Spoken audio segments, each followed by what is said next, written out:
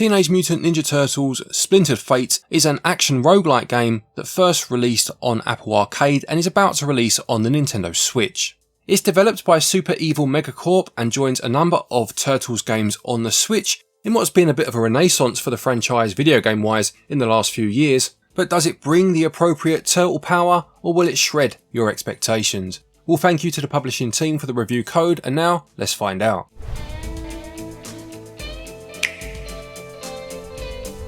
Starting with the story then, and things begin with Leonardo being ambushed on rooftops whilst on patrol, and then returning home only to find that Master Splinter has been kidnapped by Shredder. Now this is a roguelite as I mentioned, which does mean that you will fail at times and have to start the run again. However, what's interesting about this one is that the story continues regardless of whether you lose or win.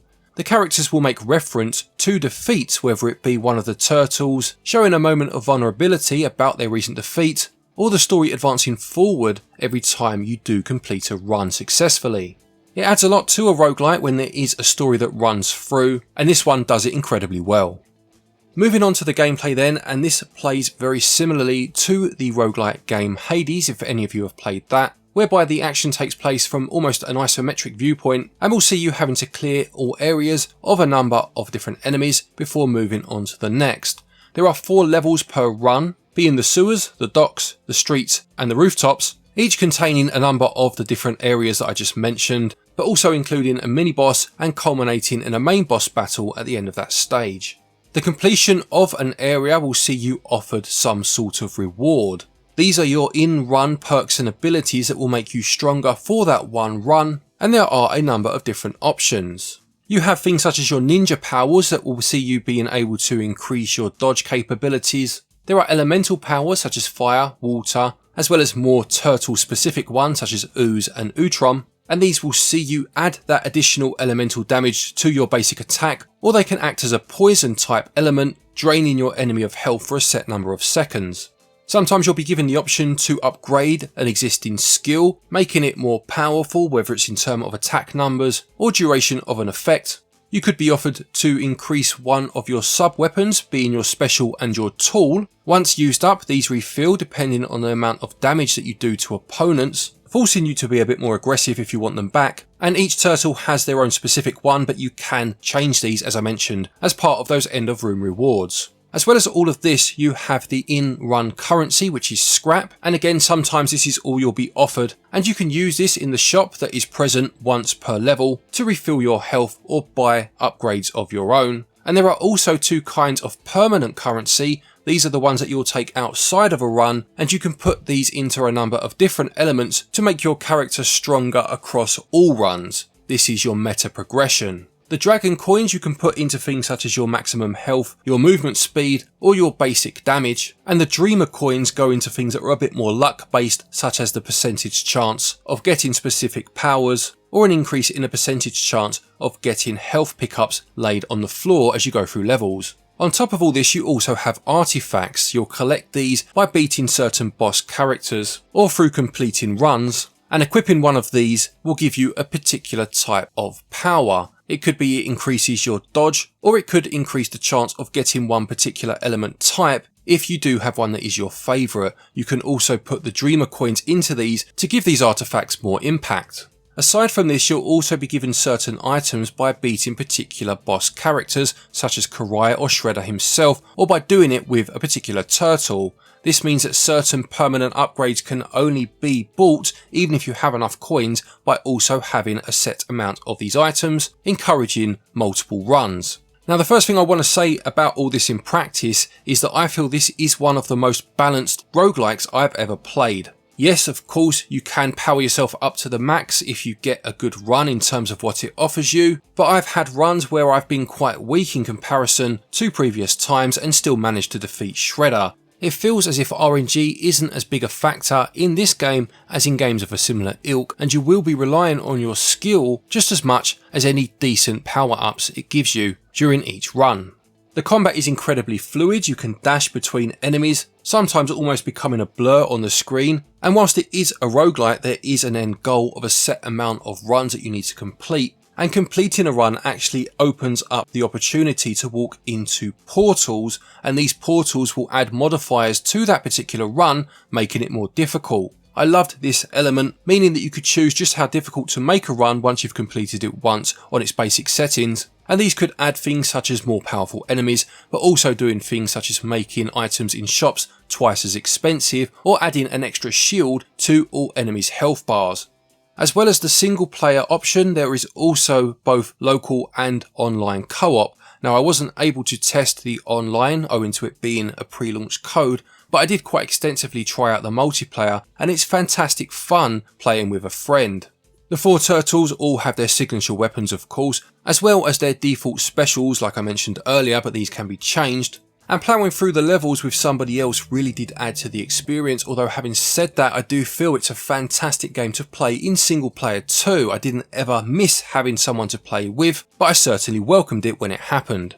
I did experience one odd bug whilst playing in multiplayer, in which the game seemed to give player 2 a lot more than they were actually due. For example, it doubled the amount of revives they should have had, and offered them 2 lots of rewards per end of area as opposed to 1. Now, I will say that one of the modifiers that you can put points into is to increase the chance of being offered a double reward, but at this point in time my modifier was on about a 3% chance, and player 2 was given a second reward 100% of the time. Also, at the end of that run, when we did beat Shredder, it didn't actually give us Shredder's item, meaning that we couldn't unlock some of those more powerful upgrades. We tried a few more runs in multiplayer to see if this was a consistent problem, and thankfully it wasn't. It was just that one run that went a bit strange for some reason, and I have never had a problem like this in single player, and I have played copious amounts of runs, completing it a good number of times now. It was just that one time, which was a bit odd, but it's worth mentioning. Gameplay, I have to say, is fantastic fun. I don't think I've ever completed a roguelike game so many times in the first few days of playing it. I just felt compelled to keep going back and trying again, setting myself unique challenges such as avoiding a particular element that I knew I was quite good with to see if I could complete it without it, or going through the portals to really ramp up the difficulty. It's one of the best roguelikes I've ever played, I must say, right up there with Hades, with perhaps the only real downside being that there aren't quite as many unique weapons available here, because obviously the turtles use the weapons that you know and love. Having said that, having 4 characters to choose from, each with a unique weapon, does negate this to a small degree, but it is probably the only real drawback when comparing to the aforementioned Hades. Gameplay gets 19 out of 20. Controls are absolutely perfect, you feel in control all of the time, and the combat is beautifully fluent. They get the full 20 out of 20. When it comes to the visuals, as I mentioned at the start, this uses an isometric viewpoint, and whilst it does only have 4 levels, it does try to at least show some variety. In each screen that you visit through these levels, inevitably some repetition does set in. On top of this, there is a very nice use of real-time shadows, for example quite evident in those cast by the huge fans in the sewer sections, and the number of effects and power-ups that you'll see on the screen at any one time really do add a nice pop of colour. Whilst there are only 4 main bosses to fight, each one does have a few different variants. This changes them visually to a degree in terms of the powers that they use, keeping things fresh as you play through again. For example, Leatherhead you can play in his normal form, which includes a lot of neon green indicators as he charges towards you, but in one of his variants he'll have the punk frog characters with him, whose attack uses ooze, which means a lot of vibrant pink in this same level this time round. The character models look fantastic, drawing inspiration I would say from the IDW comic series or perhaps the 2003 animated show. They seem to be the heaviest influences. In terms of performance, it runs at 60 frames per second, and for the vast majority of the time kept this frame rate consistent. There were a couple of times, and I'm talking in 20 odd hours worth of playtime, where there were some drops, but even then they were only minor drops, and the performance is definitely a high point of the game. There's also a cinematic mode that you can activate, dropping the frame rate to 30, but enhancing the visual fidelity, making things a bit more crisp. I didn't see the need to, I played the game at 60 frames per second and felt everything looked absolutely fine. I will mention that I did experience one crash with the game, annoyingly, on the final level the first time I got there. Thankfully, if you are mid-run, the game does auto-save up to the start of the area that you are in, meaning I didn't really lose any progress, but again it needs to be mentioned. In terms of the audio, the soundtrack is of a good standard and is certainly appropriate for the fast-paced action that you're encountering on screen, although I will say it is quite repetitive after a while, not to the point of being annoying, but it would have been nice to see a bit more variety here, and because it's not based on any one series or form of the Turtles, there isn't any sort of iconic theme song included here. Perhaps it would have been nice to have this included, even if it was in form of a small jingle included in the actual soundtrack itself, just to get those nostalgia juices flowing. It's fully voice acted though, and this was a massively welcome surprise. I was expecting to hear the same generic lines spouted by the Turtles as you fought the enemies, and this does happen to a degree, although there is some decent variety in how many lines you'll hear, but every time the Turtles interact outside of battle, everything is done through voice acting, and it's of a very high standard. This definitely adds another layer of polish to the game and does really extend that story, which I mentioned at the start. Visuals are colourful and bright, both in-game and in terms of cutscenes, and the performance holds up very well. It gets 18 out of 20. Audio, as I mentioned, is good, although I feel that the voice acting is the standout part of this particular section. It gets 17 out of 20. Teenage Mutant Ninja Turtles Splintered Fate cost £26.99 and regional equivalents are on your screen now.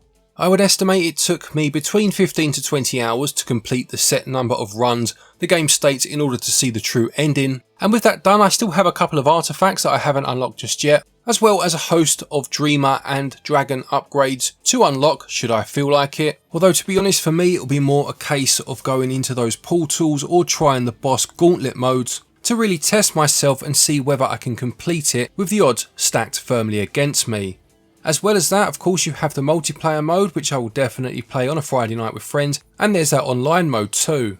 It's repetitive by its very nature, and this is something that you'll need to consider if you are planning on picking it up. You do need to have the stamina to play a very similar style of game over and over again, albeit I do think the game does a good job of mixing itself up and making each run feel different and unique. On balance, value gets 17 out of 20.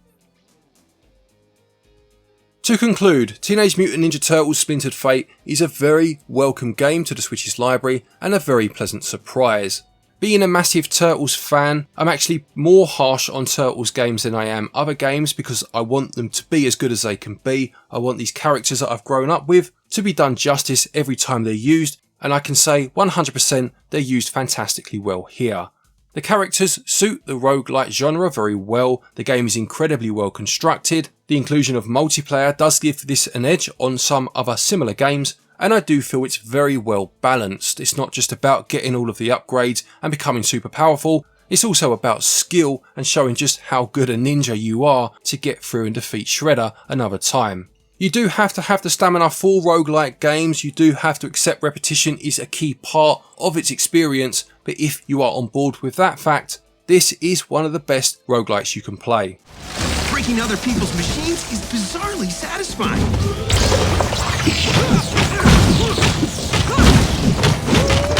Teenage Mutant Ninja Turtles Splintered Fate gets a SwitchUp score of 91%. Thank you everybody for watching this review, I hope you enjoyed it. Please do remember to leave a like if you did. I must say that I am absolutely delighted that in the spirit of the artists that these turtles were named after, we do seem to be in a renaissance period for the franchise, particularly in terms of its video games, and this video game is another welcome addition to that current movement. Don't forget, if you're looking for eShop credit to pick this game up, you can get your eShop cards over at our website, switchup.gg. Doing so will get you 5% back in cash back that you can then use against a future purchase. And there are other links down there to places such as PlayAsia. Use the link, use the code stated, and you get yourself 5% off of your order. A quick thank you to our patrons and our channel members for your continued support, and to each and every one of you for watching our videos. Take care, and until next time, happy gaming.